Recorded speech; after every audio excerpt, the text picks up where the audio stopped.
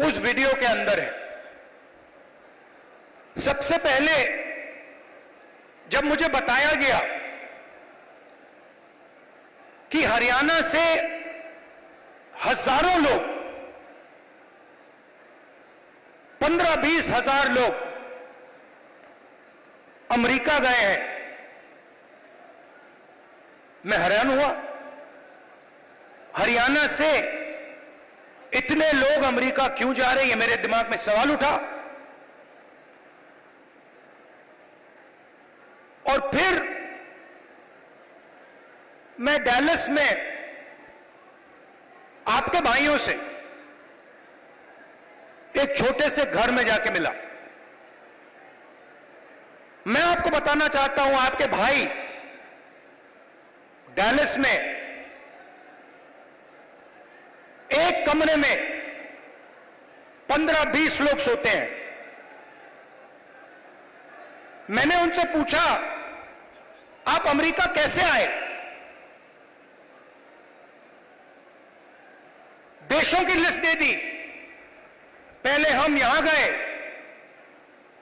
Turkey गए, Kazakhstan गए, Kazakhstan से साउथ अमेरिका गए, साउथ अमेरिका से एक के बाद एक, एक के बाद एक, एक के बाद एक हम दूसरे देशों से निकले और फिर हम पनामा के जंगलों से निकलकर अमेरिका में जाए। अमेरिका में हमें रोका गया, पकड़ा गया और अब हम अमेरिका में हैं। रास्ते की कहानी बताई। राहुल जी,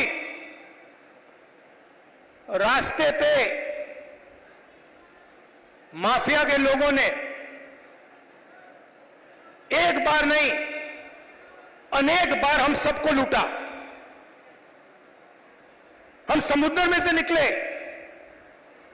जंगलों में से निकले, पहाड़ों में से निकले। हमारे भाइयों को मरते हुए हमने देखा है, जंगल में मरते हुए देखा है, गिरकर मरते हुए देखा है, अपनी आंखों से देखा है। फिर मैंने सवाल पूछा, मैंने कहा कि भैया ये जो आपने सफर किया है, आप अमीर लोग तो नहीं हो, इस सफर के लिए, प्लेन टिकट के लिए, नाव के लिए, गाड़ी के लिए आपने कितना पैसा दिया? अमेरिका में घुसने के लिए आपने किसका पैसा दिया? राहुल जी, कम से कम 35 लाख रुपए अमेरिका में जाने के लगते हैं। फिर मैंने सवाल पूछा, भाई एक बात बताओ, आप 35 लाख रुपए ब्याज लिए हो या आपने अपना खेत बेचा? आधों ने कहा कि भैया हमने अपना खेत बेचा, दूसरों ने कहा हम ब्याज लिए। मैंने कहा किस रेट पर ब्याज लियो? कहते हैं 2% प्रति महीना। फिर मैंने पूछा, भैया एक बात समझाओ,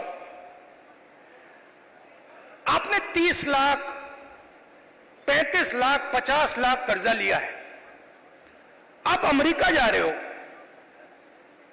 50 लाख रुपए से तो आप हरियाणा में ही बिजनेस चला लोगे। जैसे मैंने ये बात बोली हंसने लग गए। कहते राहुल जी क्या बोल रहे हो आप? 50 लाख रुपए से हरियाणा में बिजनेस नहीं चालू हो सकता है। अगर हमने 50 लाख रुपए, ये 50 लाख रुपए हरियाणा में बिजनेस चालू करने के लिए लगा दिए होते तो हमारा बिजनेस फेल हो जाता। किसी ने मुझे यह नहीं कहा कि राहुल जी मैंने ट्राई किया, फेल हो गया। बेरोजगारी है, महंगाई है।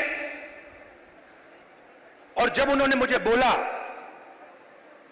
मुझे दुख हुआ। उन्होंने बोला राहुल जी हरियाणा में हमारे जैसे लोगों के लिए अब कुछ नहीं बचा है।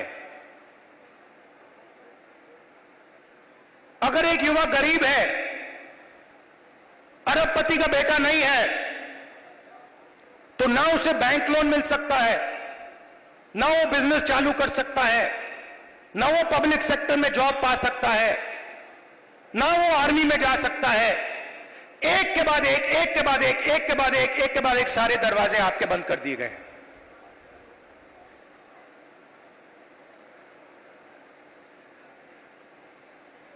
मैं जब उस घर से निकला, मैं सोच रहा था कि अगर इनकी ये हालत है तो इनके बच्चों की क्या हालत है। ये तो यहां है, कोई ट्रक चला रहा है, कोई जॉब कर रहा है, पैसा कमा रहे हैं। मेरे माइंड में आया कि इनके बच्चे क्या कर रहे हैं, इनकी फैमिली क्या कर रही है। कमरे में मैंने बात उठाई थी, मैंने कहा कि आप फैमिली से मिलते हो? नहीं राहुल जी, हम 10 साल के लिए अपने बच्चों से नहीं मिल पाएंगे, अपने परिवार से नहीं मिल पाएंगे, हमारे माता पिता मर जाएंगे मगर हम वापस नहीं जा पाएंगे। और फिर एक व्यक्ति ने मुझे कहा, राहुल जी एक काम कीजिए, जब आप वापस हिंदुस्तान जाएंगे तो आप 5 मिनट के लिए हमारे परिवारों से मिल लीजिए और उनको कह दीजिए कि हम ठीक हैं, हम सलामत हैं। मैंने उनसे कहा कि भाई बताओ, आपके पास तो मोबाइल फोन तो होगा, वीडियो कॉल करते होगे, तो उनको तो मालूम होगा। वो मुझे कहते हैं नहीं राहुल जी, वो मानते नहीं है, हम वीडियो फोन पे कॉल करते हैं और हमारे बच्चे मानते नहीं है कि हम ठीक हैं। अजीब सी बात है। फिर मैं करनाल गया सुबह 4 बजे, कि मैं चाहता था कि मीडिया वाले ना पकड़ लें मुझे, तंग करते हैं। मैंने इनको मित्रों कहा, मतलब ये है अडानी के मित्र, अंबानी के मित्र। तो मैं गया 4 बजे सुबह, वहां बैठ गए, बातचीत शुरू। एक मेंबर परिवार का यूएस में वीडियो कॉल चल रहा है, 6-7 लोग उस साइड डैलस में बैठे हैं, 20-25 लोग परिवार यहां बैठे हैं। मैं सोच रहा हूं ये हो क्या रहा है। और फिर छोटा सा बच्चा दौड़ता हुआ वो कंप्यूटर के पास जाता है, कंप्यूटर को ऐसे पकड़ता है और इतनी जोरों से चीखता है कि मैंने मतलब शायद अपनी लाइफ में ये चीख नहीं सुनी। कांपता हुआ चीखता है, पापा पापा पापा वापस आओ। और पिता कुछ नहीं कह पाता है।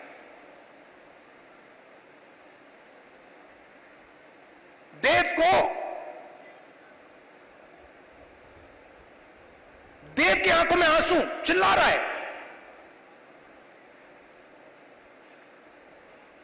और पिता हजारों किलोमीटर दूर मुस्कुराने की कोशिश कर रहा है, नहीं मैं ठीक हूं। किसी ने कहा बच्चा इमोशनल हो गया।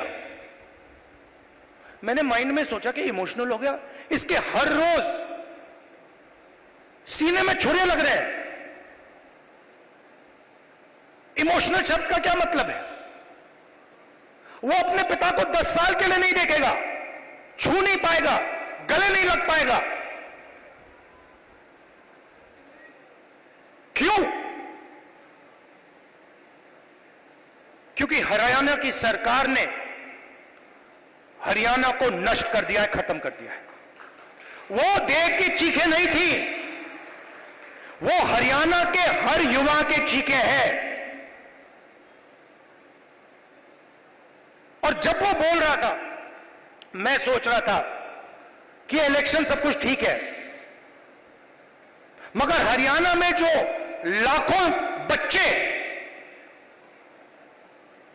जिस प्रकार से रो रहे हैं, चीख रहे हैं, कांग्रेस पार्टी का काम उनके आंसू